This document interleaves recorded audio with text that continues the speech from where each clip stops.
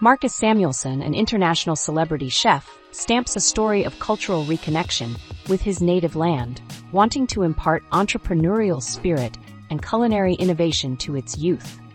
Known for his eclectic and globally influenced cooking style, Marcus is no stranger to Ethiopia. His latest venture, opening a restaurant on the 47th floor of the Commercial Bank of Ethiopia's headquarters on Ras Desta Damto State, is a homecoming of sorts. A return to his Ethiopian roots that promises to reshape the culinary landscape of a city that often prides itself as a political and diplomatic capital of Africa.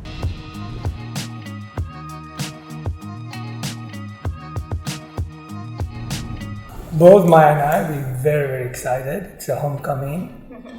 And we feel, first of all, a lot of gratitude to so many people that have worked really, really hard for this. So it's really been teamwork between the great team here at Hyatt, the vision, the entire project from the building to, it's really been teamwork over the last two years. And obviously I worked in hospitality all my life. And one of my biggest goals was to come back one day to Addis and share your knowledge, share my knowledge. Hospitality is something that breaking bread, people meeting in a restaurant, meet their friends, colleagues, or set new goals is something very, very, very special. And to do it at a destination like everybody can be proud of, that's something that we're super excited about.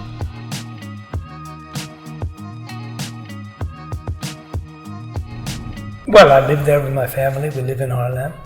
I think we started with Red Rooster.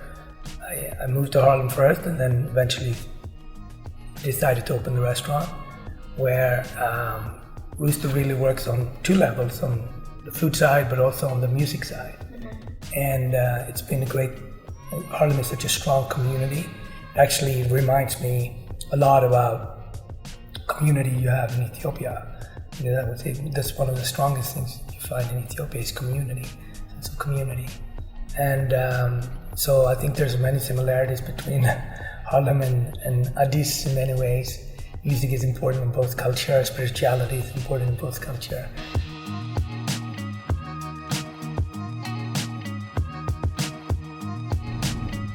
Phone call from both the government side but also from the private side. And then the chat, we laid it out. I was very excited because I've been looking to do something in Addis, and then to have partner with the school was very important. So students can eventually have an opportunity to work there, right? So that's one side of it that was early. And then when Hyatt said we want to partner with you, then I felt comfort because I knew somebody that operates already in Addis. It was very, very important.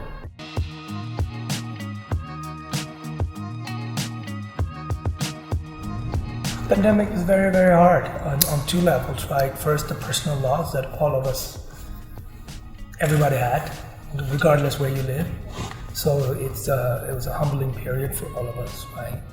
Everybody was affected at some level, whether it was a family member or a colleague. So it's a humbling moment. For us, I had to really, you get tested. And this was our test to save our business, but also create jobs still for our staff.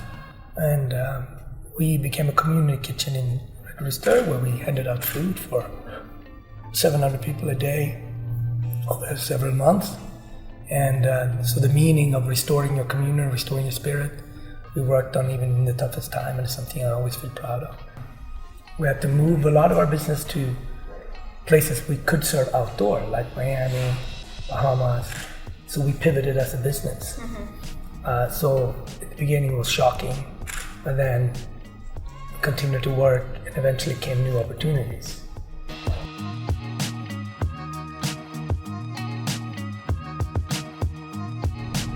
I mean, I don't know necessarily if I can share how it's arranged, but I know that we have a partnership where everyone has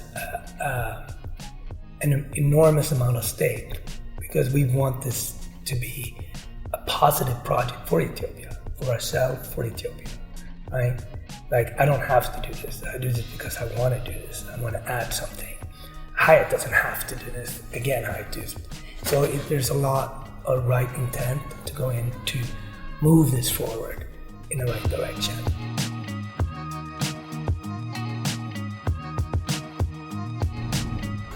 I think in everything, in terms of how I want to approach, first of all, my relationship to food starts with my grandmother, really, and maybe even before that, But it's anything from food to sense of style to sense of design. All of these things goes into the food, right? And the way for example, in our restaurants, we have majority of our restaurants are led by women of color, and this in Bahamas, Atlanta, New York, leadership positions are held by women of color. And it's not something that we decided, it's just come to us organically. And I think without my upbringing, I don't think I would have thought about this anyway.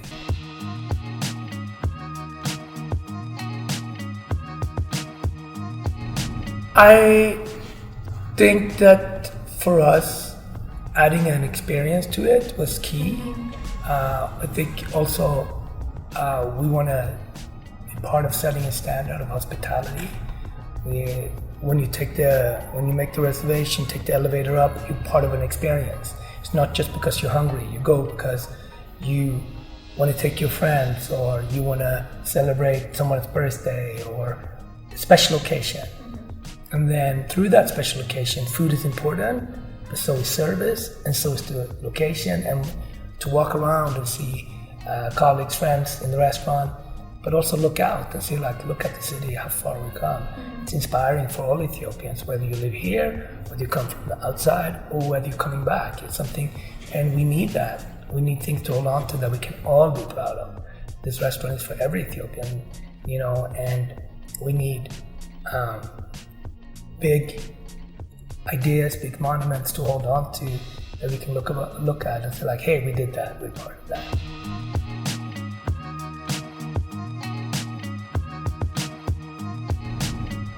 Well, it was really an effort together with Hedo and Ali's team. Mr. Ali's have a great design team in Dubai, and we went back and forth. And again, the planning of this started in the middle of the pandemic, and it shows you how great people can work together if they want to. And there's so many people that made this project happen, like Mamu, like Ethiopian tourism. There's so many people that really pushed and wanted this to happen. And when it came to the design, we felt like on top of the city like that, it has to reflect Ethiopia, but also a sense of past, present, but also future. So our restaurant is a restaurant for really destination and experiences. So we felt like we can bring modern Ethiopian design to it, that is inspired by Africa, inspired by Ethiopia, still respecting its past, present, future. So this was, we went back and forth for a long time, and eventually landed, and we're very proud of the design and working with Ethiopian artists.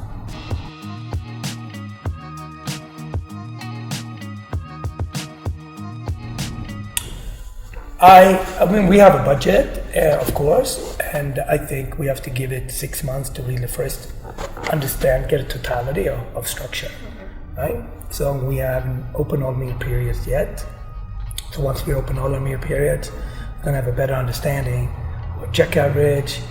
So right now we're basically gathering information, like the dinner, and the brunch, lunch. So we have to open all meal periods.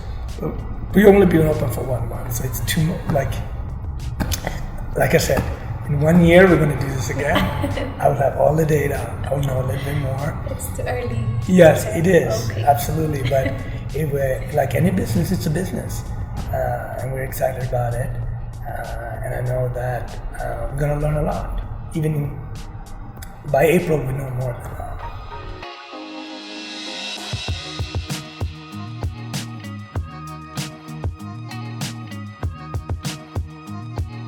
I mean, the very first time was in Sweden with my we went to Ethiopian events, cooking. You did cooking with the other kids, so on. So I was very small, maybe like 10 or something. We tried to make injera actually, and we had to taste it, and it was so different than the Swedish food. And we tried shiro and doro. Also, when we cook it at home, and we always laugh because at home I'm the fourth best Ethiopian cook in the house. For instance, Maya's mom and Maya's sisters and Maya, then nobody, then me. So you can be a celebrity chef anywhere else, but not in the house.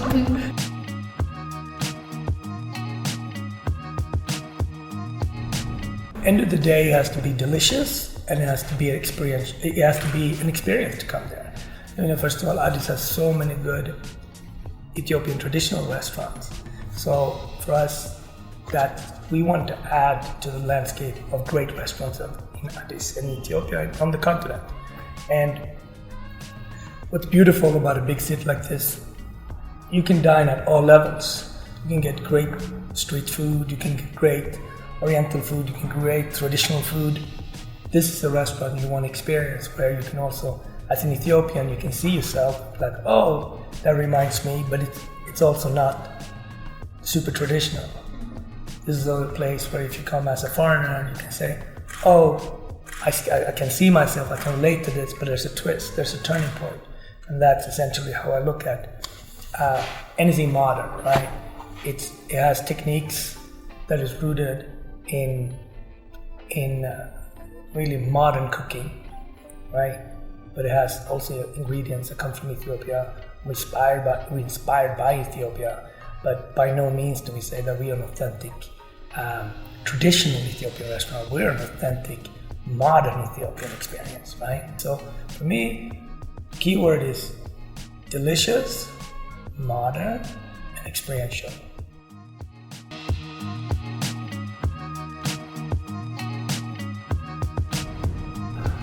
The word restaurant means to restore your spirit. That's what the word means. You're coming to maybe catch up with a family member or make a deal or show gratitude. So the most important thing is to give people that peace of mind and have an experience. And an experience means different whether you're in, it could mean different, but end of the day, I focus on how people want to feel when they leave. They want to be inspired, they want the meal to be delicious, and they want to say, hey, I want to come back. If we don't have those things, right, if they don't feel inspired, if it wasn't delicious, and if they don't say they don't want to come back, we failed. So it's very important that we work towards that through our hospitality, that we make people feel comfortable and welcome, all people, that we make really commit to have great hospitality.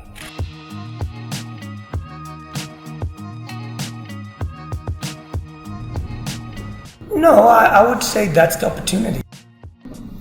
The opportunity is always, this is again why I think it's so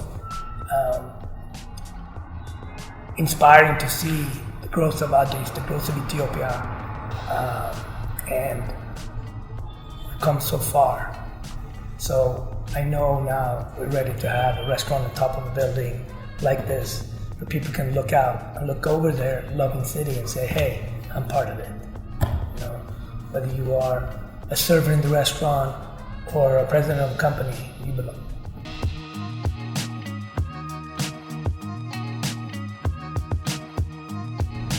I came up in very harsh kitchen in France and Switzerland, and I think the one thing I never saw was women in leadership.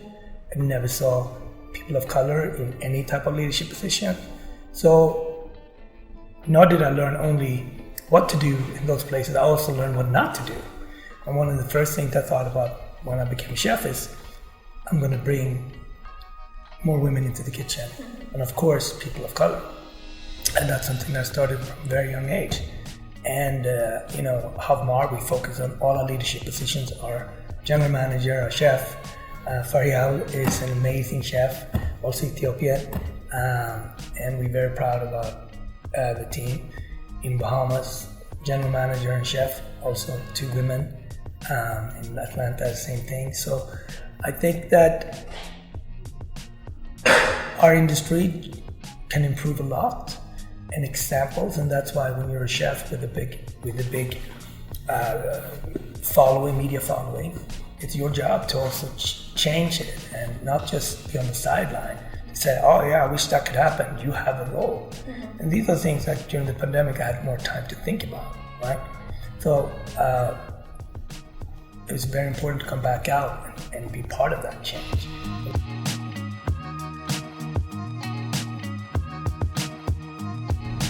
You want to source as local as possible. That's foremost. You want to think about the greenest initiative that you possibly can.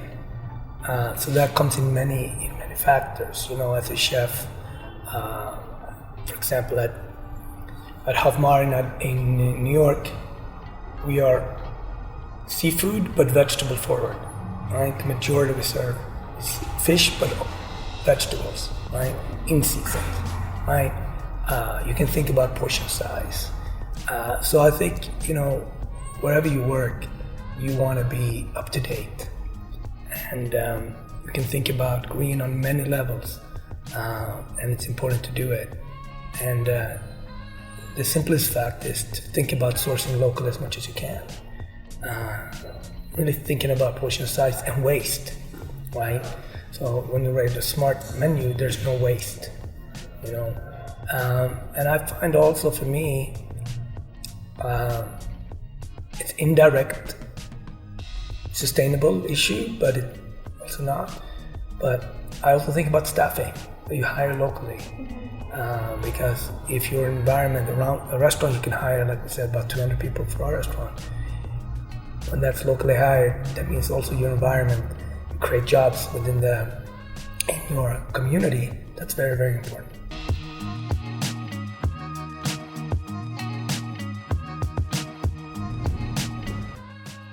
You have to be, first of all, a combination of things. You have to be passionate about cooking and people.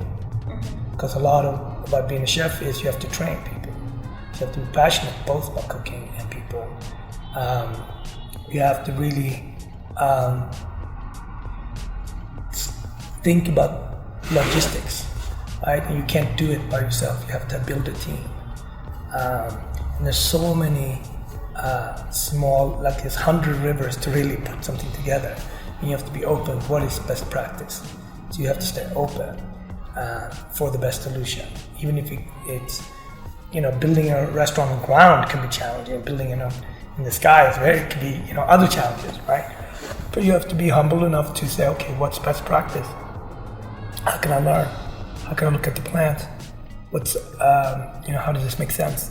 And then stay open. So for me, it comes down to being passionate about people, passionate about food, and driven. You have to be driven, self-started. Like, I'm here, let's go.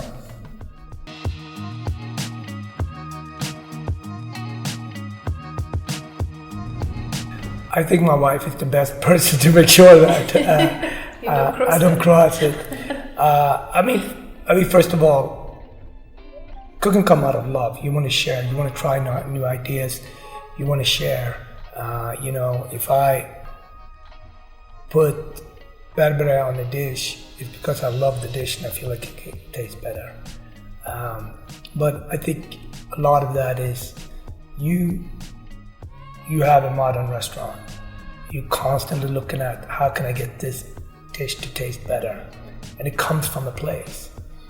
Any dish in the world was a traditional ethnic dish at some point, right?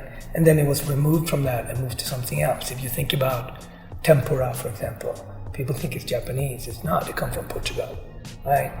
So every dish has a place, and then it was improved on or another culture saw it and it's like, how can I work on this, right? So I think that I would never say that our goal is to make traditional food. It's not. We love the culture of Ethiopia. We love the food, and we always want to look, like I said, respect the past, be in the present, and create something delicious forward. I'm not here to say what's right and wrong. You just have to listen and learn and move and understand it, right?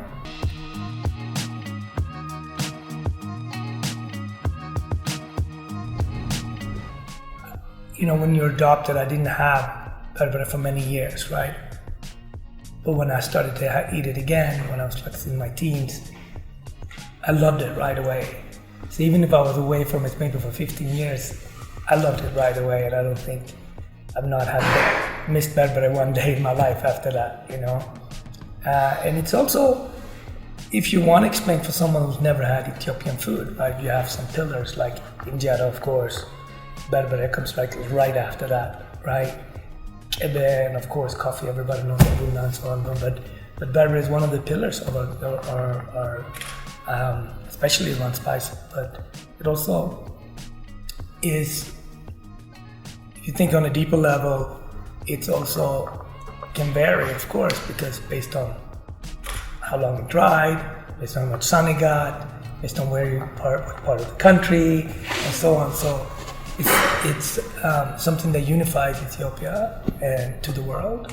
I think anytime we have great examples like this, we should hold on to them because it makes us also special.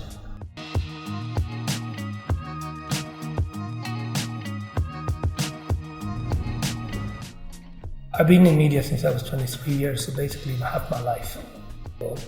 And media can work in many different ways, right? If you write this, the competitor might write something else, not because of any other reasons, because they have to have a different point of view. So I know that I can't go to media to look for my version of reality. My version of reality lies in listening to the guest, watching how we improve as a team, and be critical towards my team on that, objectively. There to progress, right? And then, so the guest feedback comes on many levels, in the restaurant, online, through friends of mine, through many different levels, right? Through social media, and I have to listen to that, to all of it. But at the end of the day, how I create, it has to be, I have to protect that. And I do that in many different ways. I protect myself mentally by shutting off a lot of things, right? I'm like, what's noise? What's reality? Okay, this is noise.